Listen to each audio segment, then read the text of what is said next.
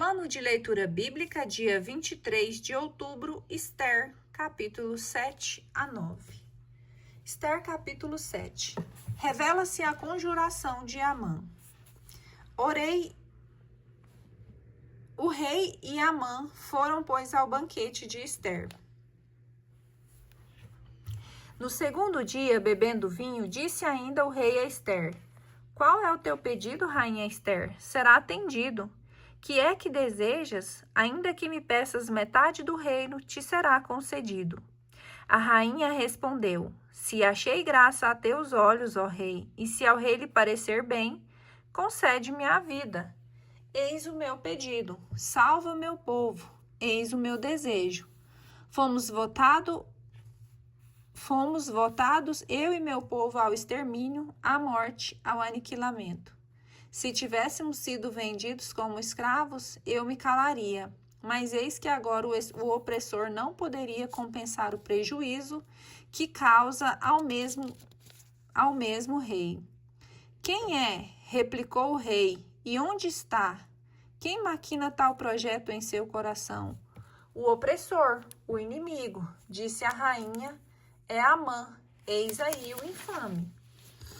Amã ficou aterrorizado diante do rei e da rainha. O rei, aceso em cólera, levantou-se, deixou o banquete dirigindo-se ao jardim do palácio, ao passo que Amã permanecia ali para implorar Esther o perdão de sua vida, porque via bem que no espírito do rei estava decretada a perda. Suplício de Amã. Quando o rei voltou do jardim do palácio para a sala do banquete, viu Amã que se tinha deixado cair sobre o divã em que repousava Esther. Como? Exclamou. Ei-lo que vai fazer violência à rainha em minha casa e em meu palácio? Mal tinha saído essa palavra da boca do rei, quando cobriram a face de Amã. Arbona, um dos eunucos, disse ao rei: a forca preparada por Amã para Mardoqueu, cuja denúncia em favor do rei tinha sido tão salutar, acha-se levantada na casa de Amã, à altura de 50 côvados. Que o suspendam nela, exclamou o rei. E suspenderam Amã na forca que tinha preparado para Mardoqueu. Isso acalmou a cólera do rei. Esther, capítulo 8. Elevação de Mardoqueu. Naquele mesmo dia, o rei Assuero fez presente à rainha Esther, à casa de Amã, o opressor dos judeus. Mardoqueu se apresentou diante do rei porque Esther tinha manifestado o que ele era dela. Tirando seu anel, que tinha retomado de Amã, o rei presenteou Mardoqueu, que foi colocado por Esther à frente da casa de Amã. Edito real em favor dos judeus. Esther retornou ao povo à presença do rei e falou, prostrada a seus pés, desfeita em lágrimas. Suplicava-lhes que destruísse as maquinações de Amã, o agagita. Tinha perseverante urdido contra os judeus. O rei estendeu o cetro de ouro a Esther, a qual se pôs de pé diante dele. Se parecer bem ao rei, disse ela, e se achei graça diante dele, e se isso lhe parecer justo, e se sou agradável aos seus olhos, que revogue por escrito as cartas que Amã, filho de Amadates, o agagita, tinha concebido e redigido para perder os judeus de todas as províncias do rei. Como poderia eu ver a desgraça que aguarda meu povo, e como poderia assistir ao extermínio de minha raça? O rei Assuero respondeu à rainha Esther e ao judeu Mardoqueu. Fiz presente a Esther da casa de Amã, e fiz perecer esse homem por ter levantado a mão contra os judeus. Escrevei, portanto, vós mesmos, em nome do rei, em favor dos judeus, como bem vos parecer, e selai com selo real, porque toda ordem escrita em nome do rei e firmada com seu selo é irrevogável.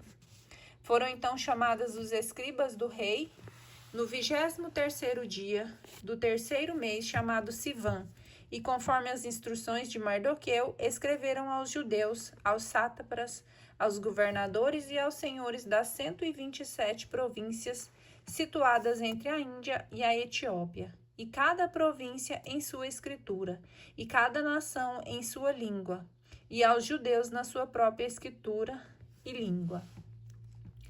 Redigiram-se, pois, em nome do rei Assuero, e marcaram-se com o selo real as cartas, que foram expedidas por correios a cavalo, tendo como montarias cavalos procedentes das cavalariças reais. Essas comunicações diziam que o rei outorgava aos judeus, em qualquer cidade que residissem, o direito de se reunir para defender sua vida, de destruir, matar e fazer perecer em cada província do reino todos os que armassem para atacá-los, com suas mulheres e filhos, igualmente o direito de se apoderarem de seus despojos. Tudo isso se faria num só dia em todas as províncias do rei Assuero, no dia 13 do 12º mês, chamado Adar. Uma cópia do edito, que devia ser promulgado como lei em cada província, foi enviada a todos os povos, a fim de que os judeus estivessem preparados naquele dia, para se vingarem de seus inimigos. Os correios, montando cavalos das cavalariças reais, partiram apressadamente e cumpriram diligentemente a ordem do rei.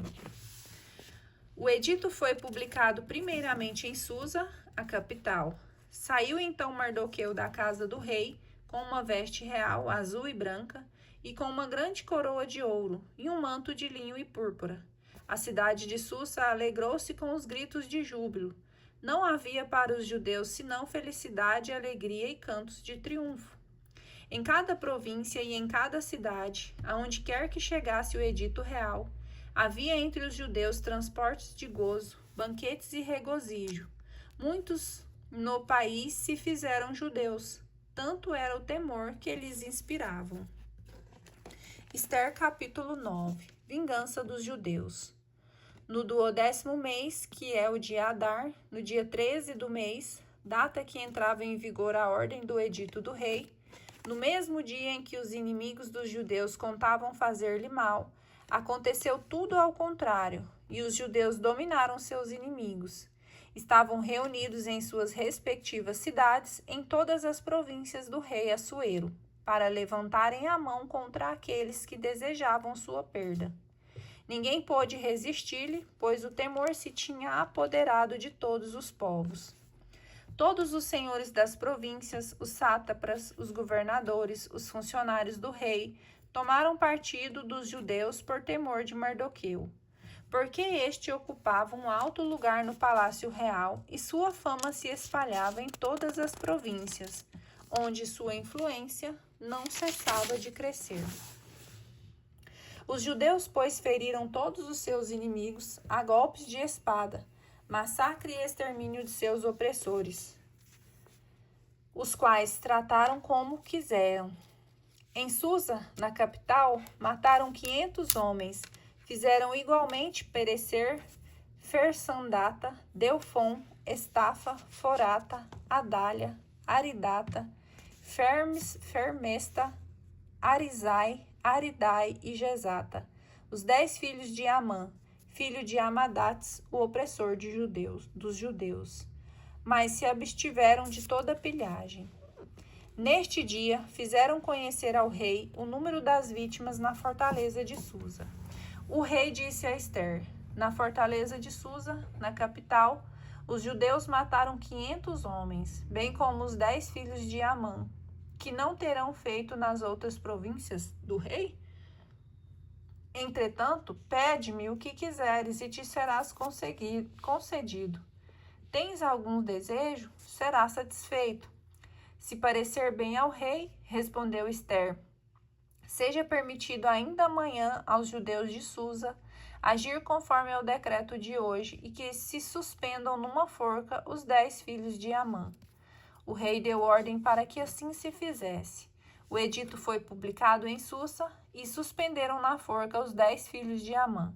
Os judeus de Susa se reuniram de novo no dia 14 do mês de Adar e mataram na cidade 300 homens, sem entretanto dar-lhes a pilhagem. Os outros judeus que estavam disseminados pelas províncias do rei se juntaram para defender suas vidas e se pôr a salvo dos ataques dos seus inimigos. Massacraram 75.000, sem, entretanto, entregar-se à pilhagem.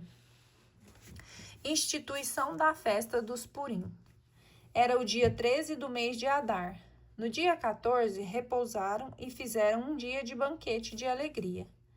Quanto aos judeus de Susa, que se juntaram no dia 13 e 14 do mesmo mês, repousaram no dia 15, fazendo um dia de alegre banquete. Eis porque os judeus do campo, que habitam nas cidades não fortificadas, fazem no dia 14 do mês de Adar um dia de festa com banquetes de alegria, um dia em que mandam presentes uns aos outros. Mardoqueu consignou por escrito todos esses acontecimentos. Enviou cartas a todos os judeus das províncias do rei Assuero, próximas ou longínquas, para lhes ordenar que celebrassem cada ano o dia 14 e o dia 15 do mês de Adar, como sendo dias em que tinham sido postos a salvo dos ataques de seus inimigos, e mês em que sua angústia tinha sido trocada em alegria, e sua dor em felicidade. Deviam, pois, nesses dias, oferecer alegres banquetes, dar-se presentes e praticar generosidade com os pobres. Os judeus erigiram em costume o que tinham feito na primeira vez, o que Mardoqueu lhes tinha mandado, porque Amã, filho de Amadates, o Agagita, o opressor dos judeus, tinha resolvido perdê-los e lançá-los contra eles o pur, isso é, a sorte, para exterminá-los e destruí-los.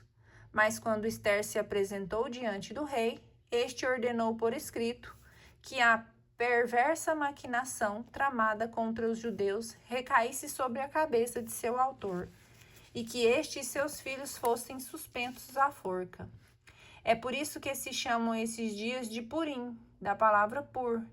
Assim, conforme o conteúdo dessa carta, conforme o que eles mesmos tinham visto e o que lhes tinha acontecido, os judeus instituíram e estabeleceram para si, para sua posteridade e para seus adeptos, o costume irrevogável de celebrar anualmente esses 2 dias, segundo a forma prescrita e no tempo marcado.